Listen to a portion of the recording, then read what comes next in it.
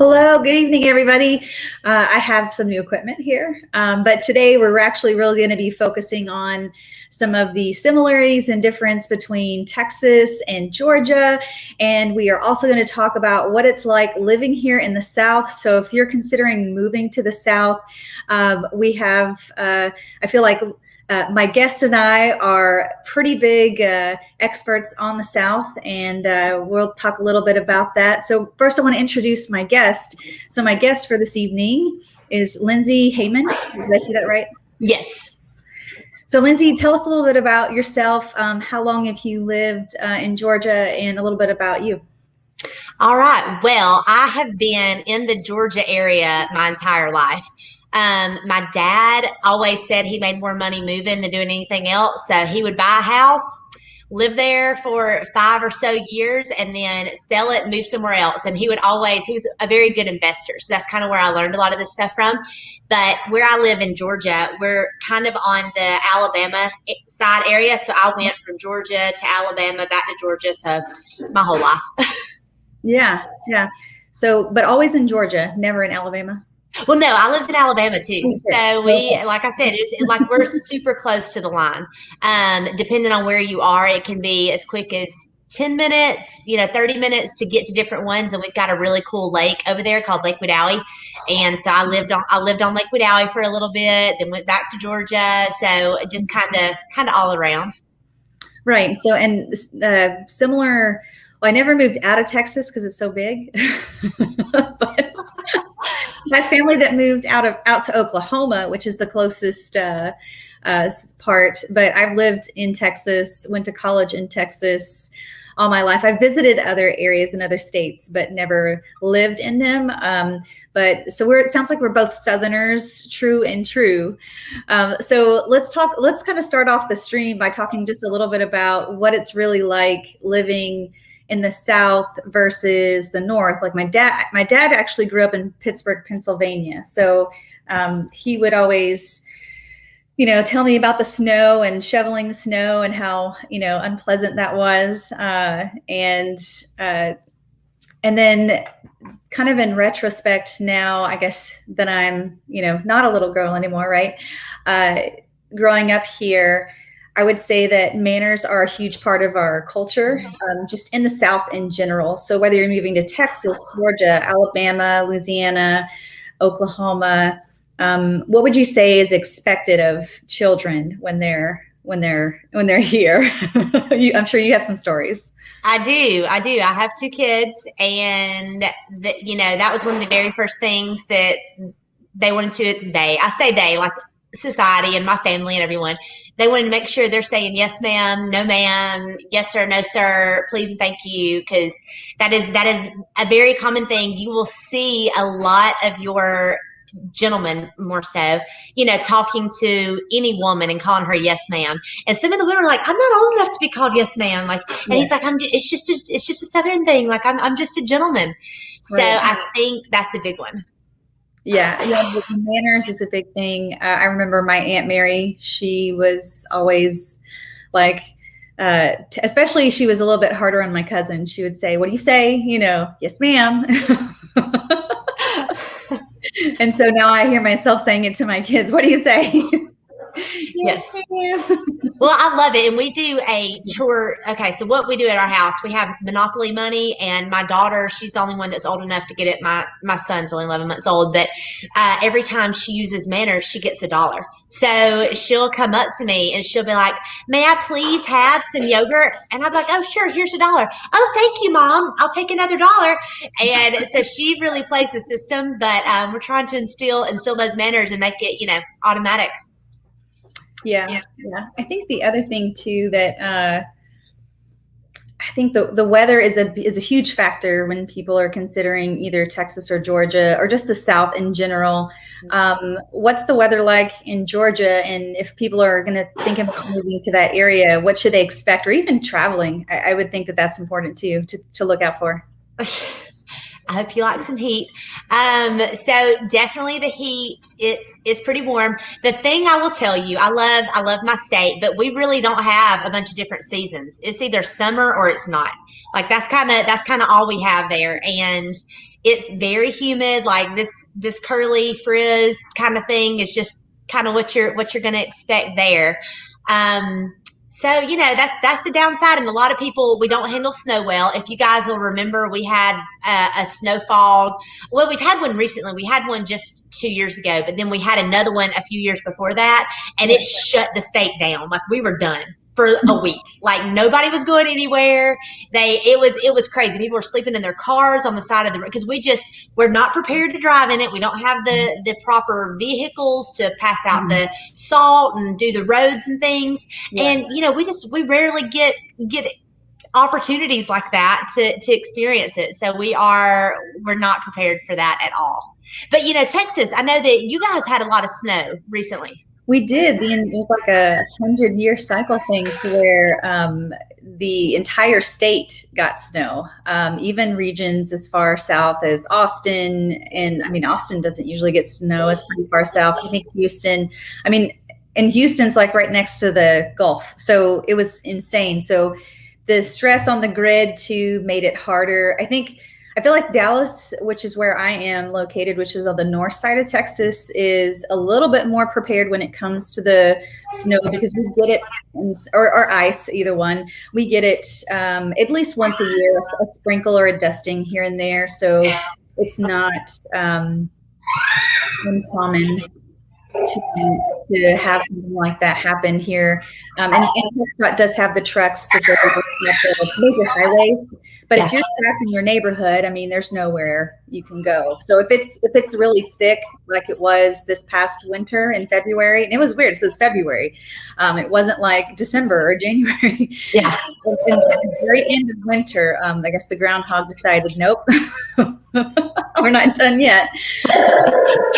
Got a whole lot. It was below zero for an entire week, which is very uncommon for the area. I would say if we're below zero or we're freezing temperatures, we may have it for a couple of weeks, but it's never a big long stint. This past February. Now, on the flip side, what about allergies and pollen? Because in Georgia, we're yellow for a good solid month, sometimes too. Like it takes forever when we get the seasons in, and that's something else a lot of people, especially from the north, they're not used to with all the pollen. Yeah, I would say allergies are a common thing that people are not aware of, or they're not aware that they're allergic to certain things, and they come here and they experience a little bit of that. And then also too, I'm sure with the pollen too, it gets all over your lawn furniture outside. And it's not an everyday thing. It's more or less just in the spring when things are really booming and buzzing, you get a lot more pollen not only in the air, but just it gets all over everything. So you kind of have to clean off your patio furniture. I remember one spring I went to my mom's house. She lives further out in the country, and her whole all of her glass, whatever table that she had outside was all dusted in that yellow pollen, and she had to kind of just hose it off. It's outside furniture. It's going to be water resistant, but yeah, just a little bit of craziness when it comes to allergies and stuff too. And once it rains, it really calms things down. Like we're praying for the rain because you can see the pollen, like literally sheets of yellow just flowing by. But then once you get a good rain, it's good. Yeah, it's bad. It's bad. But some people aren't allergic. Some people they have no issues at all. But then some people they're just completely out. I'm kind of in the middle. Like I get sick, but I recover kind of quickly. But yeah, we're so glad for that rain when it calms things down. Yeah, and it has been particularly rainy this year, at least here in Texas. It has been. So that's been really nice. Like earlier this week, we had really nice 80-degree temperatures, high 80s, mid to level 80s, and that's very rare for July. But it was basically we had a chance of rain and everything of that in that regard. So that was a really nice break, and it didn't really until we hit June, even because May was so mild. Usually May can get up to the 90-degree level like the rest of the summer is, but we've been pretty fortunate this summer. It just kind of varies. Yeah, we've had a lot of rain recently, but I mean that's just kind of hit or miss for us in the summer. You just never know. Typical thunderstorm or not. What about hurricanes? Do you experience any or all of those? And what's that like living so close to the? Because I guess that's part of the Gulf Coast, right? Yeah, am I thinking right? Or you're above Florida? Gosh, yeah. Geography's awful. That's okay. We're the Atlantic right there. But I am far enough away from that all I see are the heavy rain. Like that's it. But now if you live down in Savannah, you're getting evacuated. They have special lanes specifically for evacuations that are up all year because it is a big thing, and they do have to be vigilant about that. But yeah, we don't necessarily have to worry about that. Now we do see tornadoes. That's kind of a common thing for us. But other than that's really the only natural disaster that we really have. Yeah, I would say the same here in North Texas. Sweet little baby. Sorry, my 11-month-old is in jail and he's wanting to come join the party. I'm going to let him come see if he'll come hang out with us for a second. Yeah, for sure. We'll kind of have some elevator music. Do do do do do do do do do. I don't know what we're doing. We're just gonna work with it. I will tell the viewers though that here in Texas we do see tornadoes as well because we are a part of Tornado Alley, which goes through Oklahoma, Kansas. Oh, he is precious. Well, he's spoiled rotten is what he is. So he what's going on? What's going on? It's like I see you, but I'm not sure. He's like, I'm kind of confused. That's my mom up there. See now, we'll let him have some snacks. One other thing that I wanted to mention that's kind of a big deal for us is sweet tea. Yeah. And I know whenever you go to other parts of America and you order tea, it comes unsweetened. For us, if you order tea, like it's coming sweet, like be prepared for that. So that's something not like a mild sweet either. We pour all the sugar. Yes. It'll keep you awake for sure. Just from the sugar factor alone. But yeah, no, I'll do sweet tea and then I'll get, something sugary in it as well. So I'll have like a peach or a watermelon flavor in McAllister's and people think I'm nuts. And I'm just like, it tastes good. I don't know.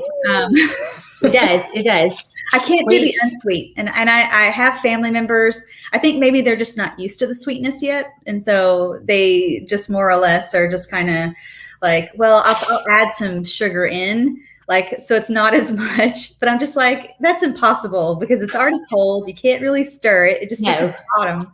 No. So, I've tried that before on like cruise ships and things like that, where they don't give you sweet tea, and it's not the same. Do not recommend. No, I've tried it and it just is not the same. You get some of those granules in your mouth and your drink and you're just like, why? Yes. No, but sweet tea is good. I do like mixing sweet tea with lemonade and making Arnold Palmer. Because the sweetness and the tart kind of balance each other out. So I'm sure some Northerners would appreciate that too. But yeah, definitely sweet tea. Some people like it just by itself. Yes. I can do it sometimes, and it depends on the type of sweet tea, but not all the time with the sweet. But definitely not the unsweet. My Aunt Mary was just all about unsweet, and I was just like, I can't. Like, why? Why? To me, it's like. And so I'll probably get booed a little bit for this, but I'm not a coffee drinker at all. Me either. So it's like just drinking black coffee. Just like, why am I going to torture myself? I feel like sweet tea is kind of the same way. Yeah, I don't do now. I will do some sweet tea, but I put enough sugar in it to give you diabetes. So it's definitely good. But the coffee, I can't even handle the taste of coffee. Like I don't like coffee flavored anything. So sweet tea is my go-to for caffeine. Yeah, I agree with that. I'll drink sweet tea all day long. I'm drinking water right now though. But we talked a little bit about the culture. So Tell me a little bit about what the food is like in Georgia, and what are some of the popular things that people they have to eat when they're there, whether they live there, they're vacationing there in Georgia. Okay, so Georgia, we love, God's chicken, Chick-fil-A. Like that's a big thing that we don't play around with that. We love some Chick-fil-A. We have a lot of local like restaurants and stuff, so those are really popular for us. We also really like, we're not super healthy. I'm gonna be straight up. Like, we like some Southern food. We like some country type stuff. And we have like a couple of things that I don't think that a lot of places does, like Crystal. Do y'all have Crystal hamburgers? No. Okay, so that's one thing that we have are Crystal hamburgers. So to anybody that hasn't had them, they're like these little bitty mini hamburgers. And that sounds terrible because who would want a mini hamburger? But they are delicious and they are so good. And that's one of the things that we have in Georgia that I haven't seen a lot of places whenever we go. And we also have a fast food joint called Jack's. And it is very similar to, I guess, probably maybe a Wendy's.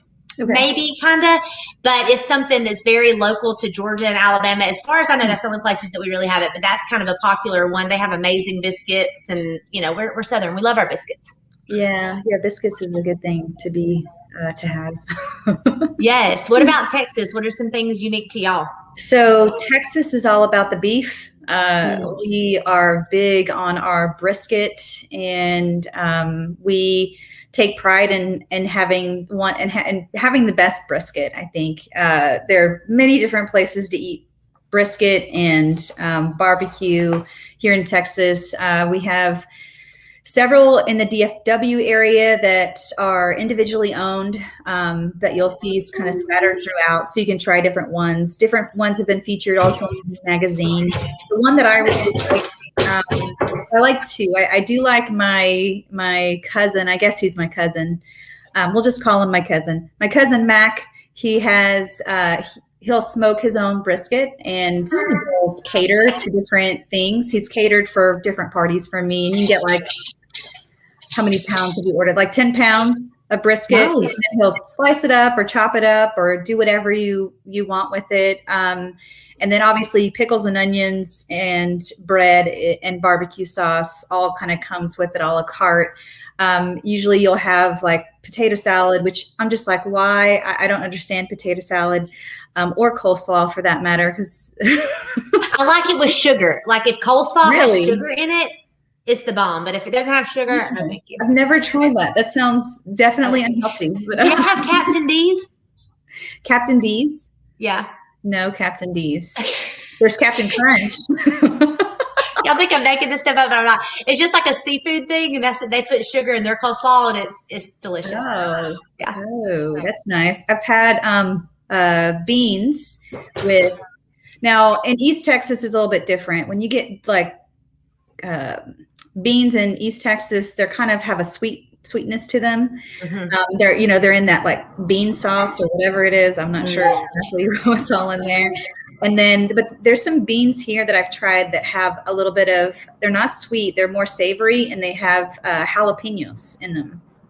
And it's got a little bit of spice, but a little bit of the savory bean with it. And it's really good with the brisket. So I like to go to the restaurant here locally in my area that I love to go to. And I've gone there with friends, family, I've taken clients there too, is, I can't think of it. I know y'all got Bill Miller's. I don't think that's probably what I'm thinking of. It's called. It'll come to me later. I'll leave it at that. But it's a great. They've got sausage. They have pulled pork. You can get there too, and it's usually a la carte. So you'll say, I want this many pounds of this many pounds of that, and just kind of you'll stack up your tray, and then everybody just kind of shares and splits what's there at the table. I've seen other barbecue places make like take a jalapeno pepper and wrap bacon around it. Yes, fry that up. I can't remember. There's a specific name for it that they call it, so I can't remember exactly. But culturally too, there are a couple of words. couple of cities that if you're not sure how they're pronounced, you can get a little bit confused. So what is a common phrase or word that people get confused by when they're in Georgia? So, well, we say y'all. Okay, So y'all. that's a big thing. Yeah. I think that everybody calls, well, I mean, I know we do, and there's no thinking. We call it a buggy, your shopping cart when you go to the store. So they're buggies. So that's something that they don't know. So those are kind of our two biggest ones. I know a lot of Northerners will call like Coca-Cola pop or soda or something, but we call everything Coke. Like right, only everything's Coke. Coke. That's right. Everything's Coke with that. We have some interesting names for some cities around where I'm from, actually. Okay. So the town, it's like it's not actually city, but the town is Spell Buncombe. it for me, and I'll put it up, and then you pronounce it. Spell it. Okay, good idea. Okay, so Bunkombe.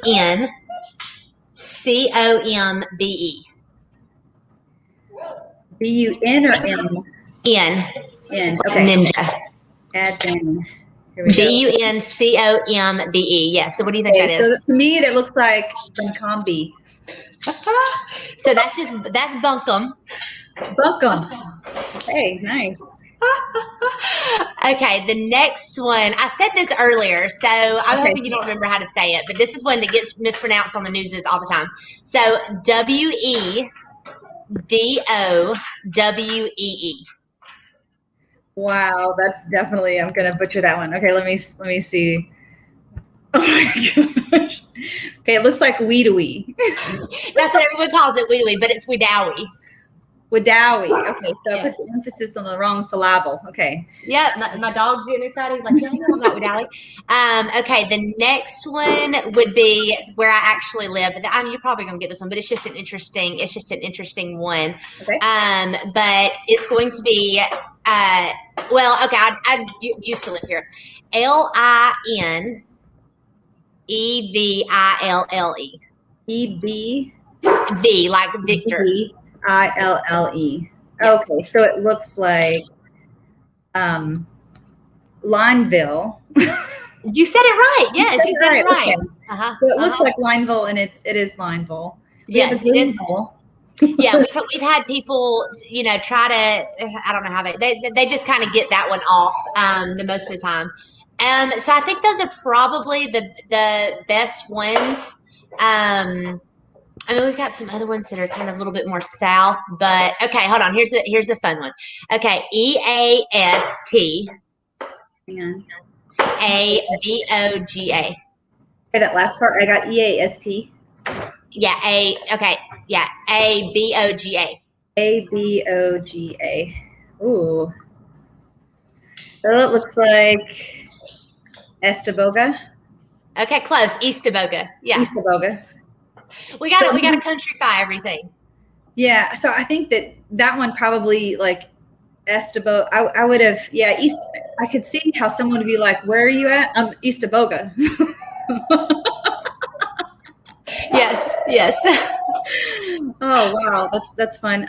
So we've got now I'm going to. I don't think I spelled that one right.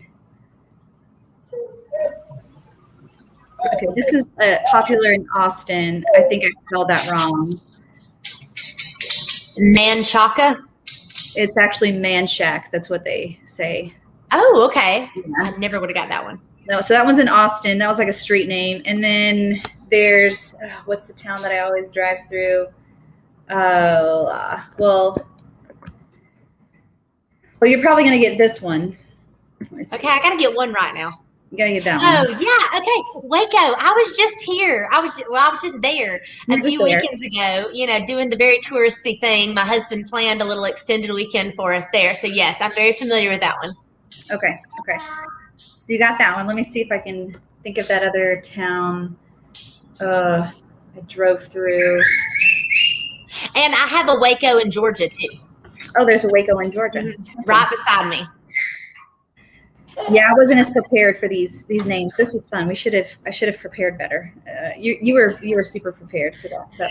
Well, I just hear it because when we go places, like I went to Africa on a mission trip, and they were just floored. There's no way that's really the names of your cities. I was like, yeah, like what? Yes, your guys are Africa. Like, look at some of your names, and you're giving me flack over mine. Yeah. Well, let's talk a little bit. So you talk about the food a little bit, the culture, the weather a little bit. What about housing costs? What are you seeing for the most part? I can speak a little bit about DFW, and I can kind of guess about certain other areas and other parts of Texas. But what are you seeing when it's coming to the housing market in your immediate area? Well, let me ask you, what would you guess? Like, what would you think? How do you think Georgia would be ranked? I would say you could probably find something in Georgia for what, 350 maybe? Is that a budget? 350? 350? Is that that's we're actually below the average median. So if you look at the average median and you rate it at 100, Georgia is at a 93. So you can find things, and it depends on how far out you go. Now in Atlanta, okay, you're going to be getting things a lot more expensive. But out towards where I live, you can get things for a pretty cheaper rate than you can. Like you can.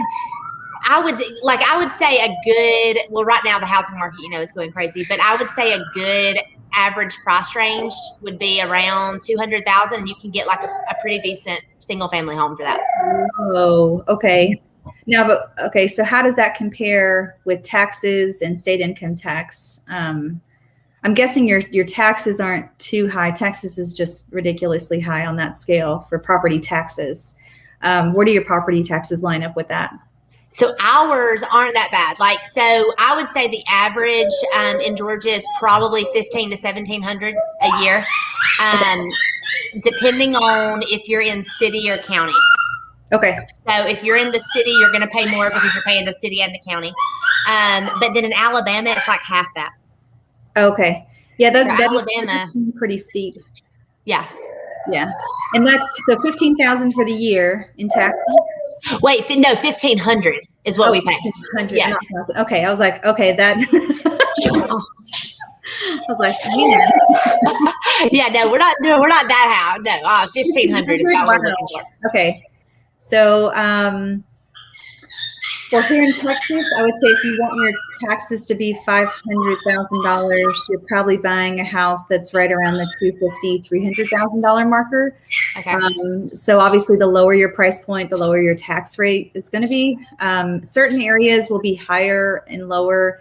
In the Dallas-Fort Worth, like immediate area in the city, a lot of the taxes are going to be just over 2%. Some are hovering right around 2.5% for whatever time you multiply that by whatever your home is worth or whatever the tax assessor thinks it's worth. Yeah. So if you buy a $300,000 house, multiply that by 2.5%, and then it'll give you a pretty good idea if it was located in the city. If it's further outside of town, I mean, it's a little bit less expensive. I would say the more remote areas for sure are going to have, probably closer to 1.5%, 1%. But that's probably you being remote there by yourself. Starting price point in Dallas-Fort Worth to get you a decent house, and that's even in some of the outskirts cities, is now $300,000. I looked I looked for. There are a couple of properties just under that, but with multiple offers, everything's hitting above 300. So if you're not approved for $300,000, then it's really tough because I feel like the $300,000 marker was the $200,000 marker probably about a couple of years ago. I mean, we just inflated that much, and then. Likewise, the $100,000 marker is now the $200,000. Everything's been bumped up about $100,000. We've experienced a lot of growth to the area. What about growth for you? Do you feel like people are moving in drones to Georgia itself? Yes, definitely. We're having, sorry, the baby's getting the cord. No, you did. We can't bite that. That would not be, that'd be terrible to have like an electrical shortage. Yeah, we're definitely seeing a lot of growth here, and people are coming from Atlanta. So Atlanta now, like I said, in Atlanta, you're not going to touch anything for $200,000. I mean, you're just not. Yeah. But in my area, you can, like I said, you can get. I mean, 200,000 is going to be basic. It's not going to be anything. Right, nothing fancy. 3-bed, 2-bath, maybe plastic countertops. You got to think. Congratulations, and it's newish, right? It's probably built in 2016 or something like that. Newish. No, I mean, not quite newish. Yeah, no, you're looking a little bit older unless you get, now it'll be recently remodeled. We were doing a lot of building when the housing market crashed, and then it totally stopped, and now they're bumping that back up a lot. But your new constructions, the cheapest you can get a new construction for, I would say, is probably about 230, 240. Okay. That's pretty basic though for a new construction. It's not all the bells and whistles. Yeah, no, same here. About 230 is what I was looking for someone who had a lower budget the other day, and I couldn't find anything for 200. Nothing new construction, and even the resale that was 200 wasn't even really worth looking at. You can probably get a condo and park your money there for a little while until things cool off, and you can save up some more money. But I mean, I don't know how much that condo is going to appreciate. I know condos don't appreciate as much as a single family. I know there is appreciation, but not as much. And I guess it just depends on how you market it when you sell it. But if it's close to university, that could be a big driving factor. He's so cute. Well, he's a attention hog is what he is. Now, one thing I do want to ask: are mobile homes a thing there in Texas, or is that just kind of a Georgia, Alabama thing? I would say yes, but further outside of town. So in the city, it's less common. Because there are a lot of restrictions, but the further you get outside of the major city, an hour and a half from the metro area, you'll start to see pop-ups of different mobile homes. And we do have in Texas, I don't know if it's same as you, but there are quite a few restrictions when it comes to land and putting a mobile home on it.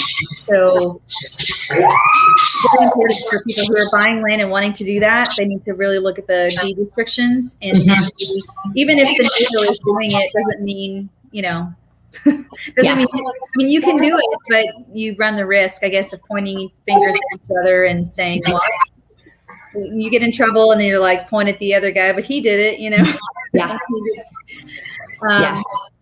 And I think it's just, I'm not sure who would be enforcing those types of property restrictions anyways, to be honest, especially if it's further outside of town and if it's more in a remote area. So it's very difficult. But even the mobile homes, some of them are on land, so that's kind of the benefit. You get a little bit more spaced out. But I will say that a lot of if you want a new mobile home, it costs just as much as getting a house. And to me, that's insane. Yeah, it's not going to have near the gains that a house does. But Georgia, we have a lot of rules about things like that. Like you cannot have, a really old mobile home anymore. Like it cannot move county to county anymore. It certainly can't go over state line. They don't even allow single wides in the counties that I serve right now. But in Alabama, there's still a free for all. Like they'll let you do kind of whatever there. But I'm just like, why would you pay that much for something whenever you could get like a house that's on a setting and exactly what's gonna come of it in the next few years. Right. You are going to get hopefully a little bit more appreciation. But I mean, usually if it's a mobile home, it's on some land, and so I think that's attractive to a lot of people, especially because we had COVID and we went through all of that, and to have a larger piece of land, everyone's kind of looking for. So I guess if you can get a new mobile home on an acre plus, that's worth it to a lot of people. So it's something that they need and want. But yeah.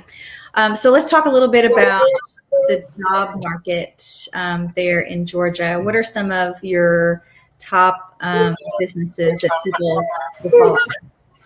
Okay, so I would say the biggest one, and I don't know if you guys know of this. Y'all may. I mean, it's all over the country, but we're stationed in Carrollton, Georgia. Would be Southwire.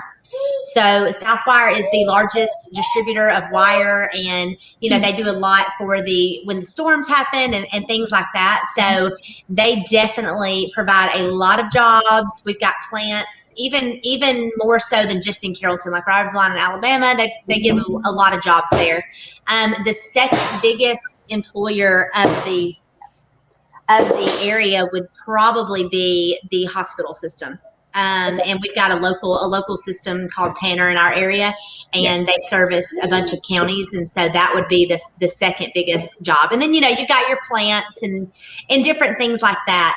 But those, and we also have a college right there. The University of West Georgia is right there, so that provides a bunch of jobs and a bunch of different learning opportunities for the students.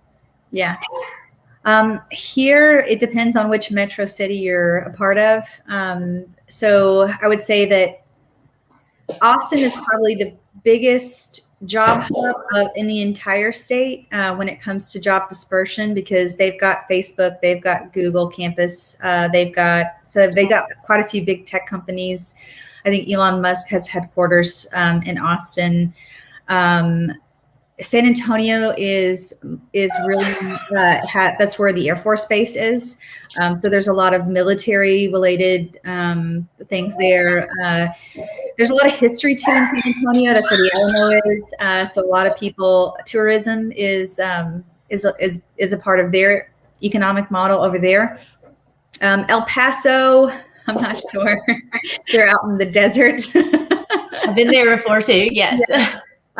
So I'm not really sure about El Paso. Dallas Fort Worth, we are getting more tech. I kind of feel like Dallas has a slice of everything, because we've got several sports teams in the area for entertainment and for business that way. We have the PGA headquarters is being moved from Florida to Frisco, which is a part of North Dallas. We've got lots and lots of golf courses kind of scattered throughout the North Dallas area.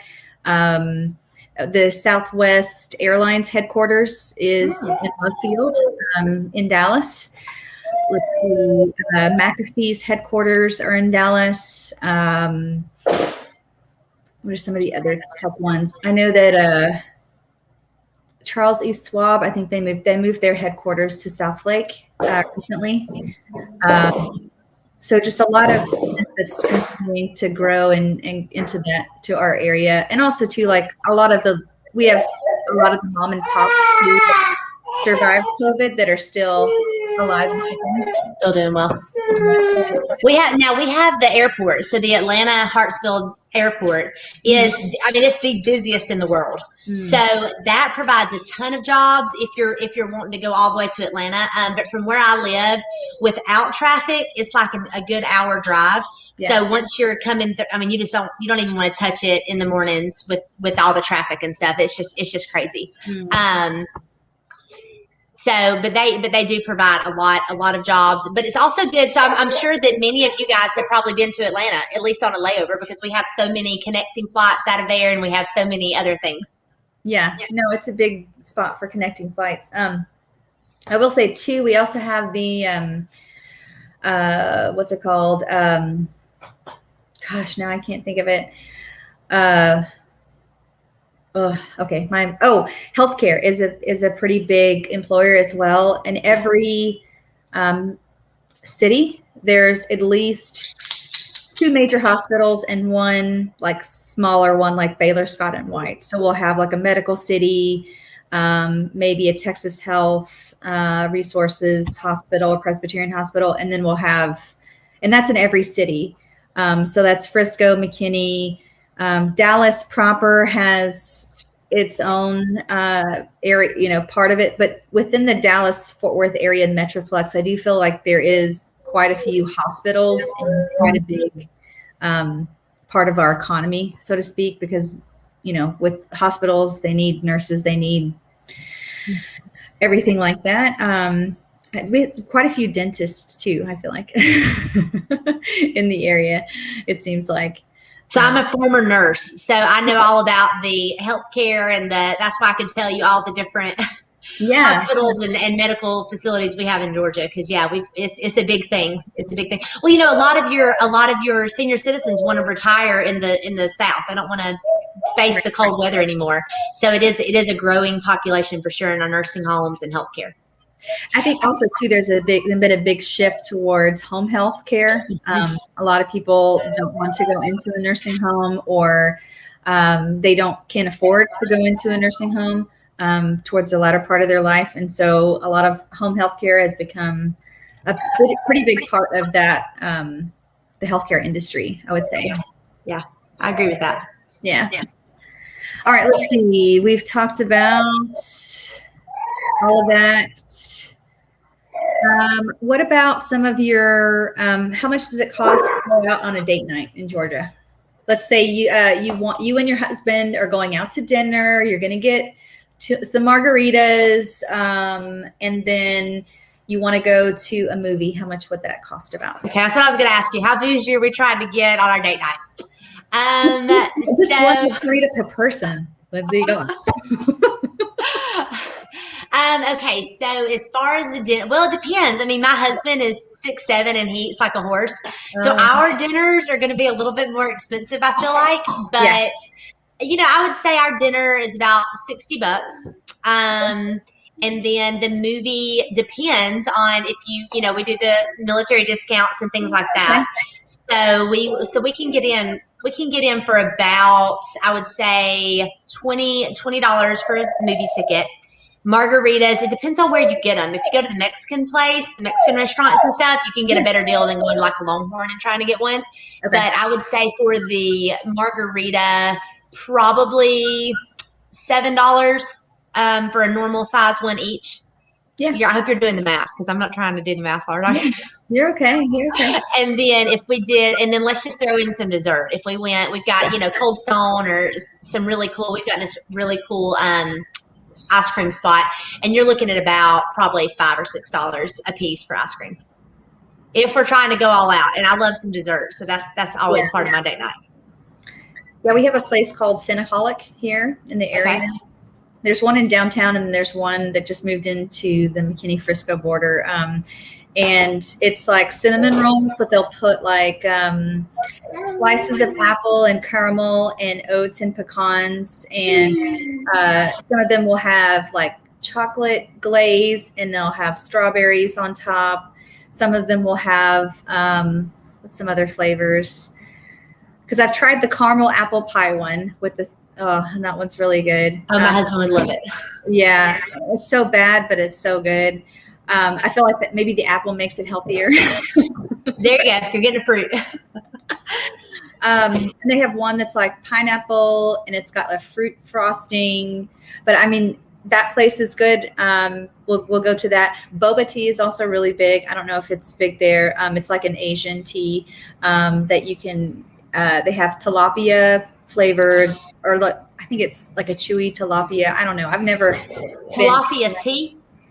No, they're like little tilapia balls that you chew on, that you suck up through. It's like you get like a big straw. You get a giant straw, and sometimes you'll get poppers. I like the poppers. They're like little bitty circular. I don't know how the best way to describe it. Things that you can.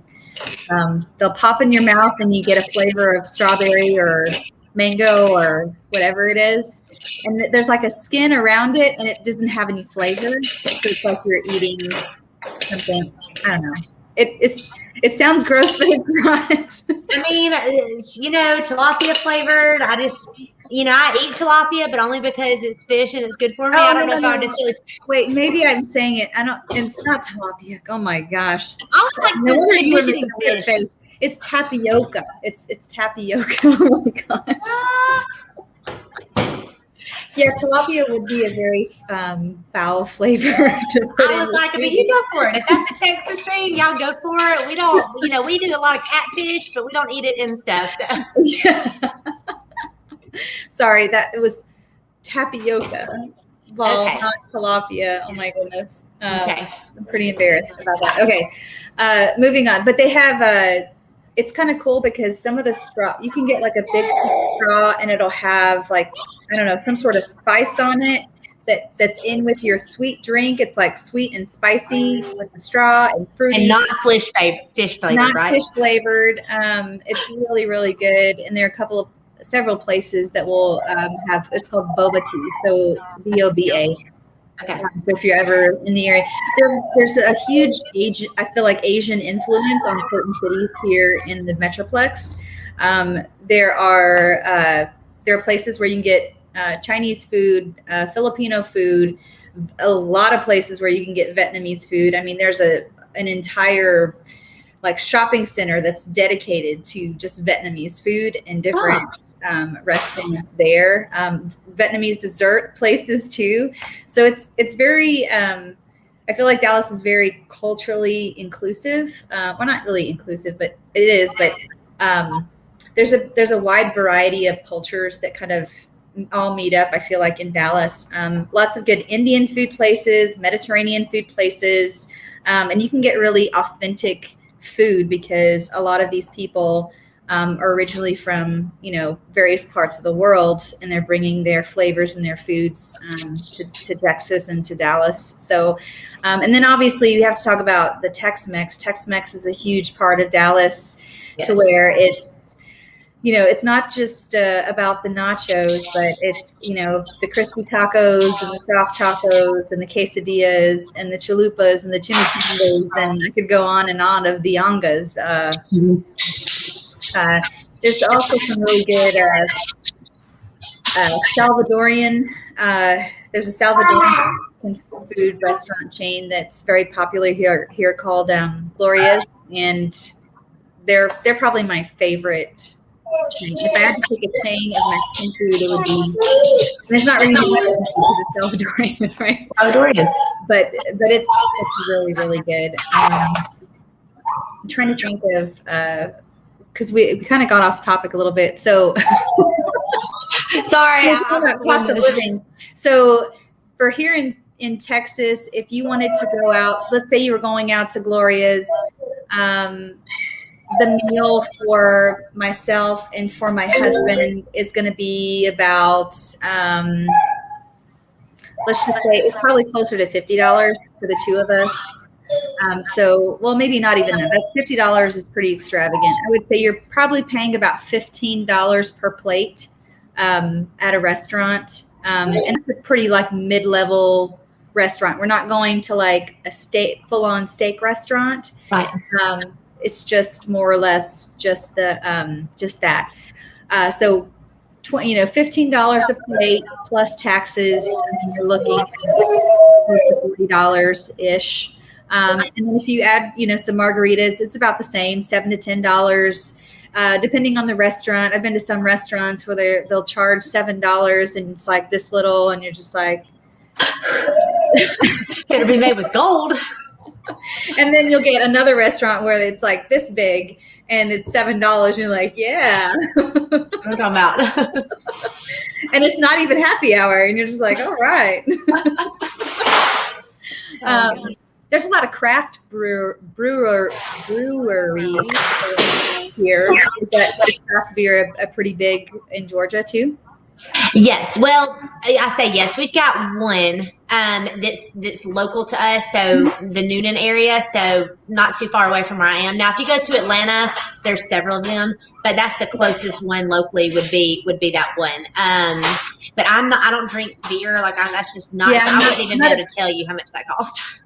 Well, so the only type of beer that I really like is the fruity kind, where it's like Angry Orchard style, where it has like an apple flavor to it. Like I'm all about that one. I can handle that, and I can handle a light beer. But anything that's really dark, it's just kind of like coffee. It's just like it's just too much. It's too bitter.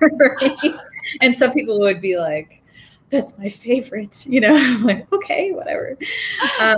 But yeah, give me a Stella Rosa, and I'm pretty chill about that. But for the most part, I do like I do prefer probably wine over beer.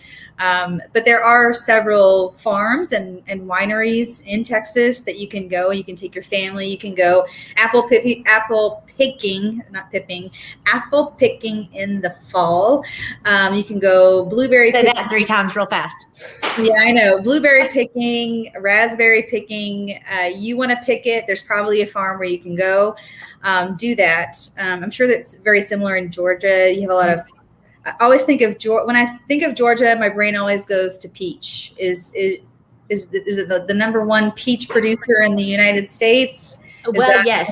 So let me tell you something interesting. So we're known for the Georgia peach. It's on all of our Georgia films, like everywhere. But we actually produce more pecans than peaches. So, I mean, we're still really popular. And blueberries are a solid third. My parents have massive blueberry bushes that are, they're like 8 feet tall and like, I don't even know how wide, like maybe 6 feet wide. Like it's massive. So yeah, we're eating good whenever our crops come in. Oh yeah. What about oranges too? Pretty big orange, or is that more Florida? Yeah, that's more Florida, a little bit more south. Now we do have some really fun things like pumpkin patches in the fall that we have a lot going on. And then if you go up to the North Georgia mountains, that's where we do the apple picking and things like that. Oh wow. Okay, that sounds like fun. Mountains, huh? Well, I mean, so really in Georgia, this is one of the good things about the state is you can pick, it's kind of like California, how you can have all kinds of different atmospheres and climates. Like you can go north and have gorgeous mountains and awesome crisp air. You can go south and have that beach lifestyle. You can come to my area and just deal with the tornadoes. No, you can come to my area and just have, the more of the farm life, a little bit away the country acreage and things. So or you can be in Atlanta, which is the melting pot. You get everything, and we have a lot of films going on there, and so you just kind of get a little bit of everything in Georgia. Yeah, it sounds pretty similar to Texas in its geography too. Let me kind of show. I always talk about the map a little bit, so. If you want mountains and basins, you go to Big Bend. There's lots of places to hike and bike and enjoy that. And then you've got the Texas Hill Country, which is Austin, San Antonio, beautiful rolling hills, beautiful drives, beautiful lakes, all in the hill country. And then you get into the South Texas plains. So it does start to flatten out here.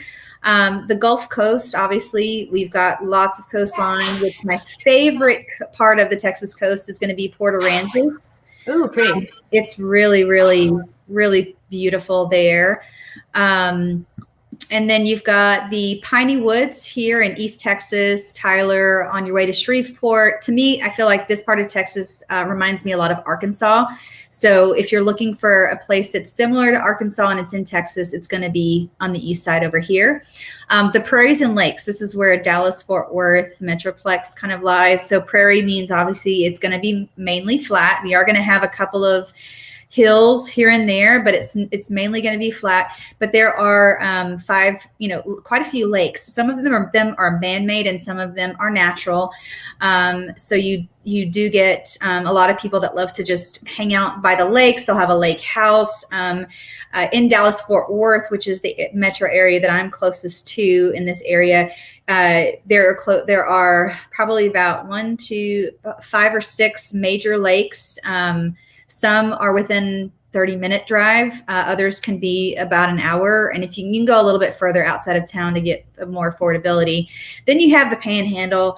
This is called the Panhandle because if you were to grab this section, if Texas was like a plate, if you were to grab this part, it would be like the handle. So that's why it's called the Panhandle. So the Panhandle reminds that type of geography reminds me a lot of Oklahoma. So it's going to be flat. You're going to get all 4 seasons.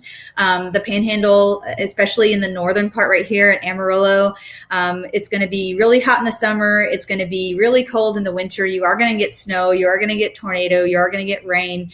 You get a lot more of that rougher weather. Also too, like El Paso is right here on the tip right there. So driving through parts of the southern Panhandle, you will start to see more of a desert climate. And that's what Big Bend, you'll have the mountains and basins in Big Bend, but it'll be more of like a desert kind of feel like this. So it's not going to be green or anything. To me, I guess it's more of like the Grand Canyon area, Grand Canyon part of Texas. So anyway. So you've got a good diverse we got to thing to pick from. Any type of state, or I guess geography you want to be at, Texas has it all. So but you've got some pretty good stuff going on in Georgia. So yeah, we do. I think so. Well, anything else that you want to share about Georgia before we head out?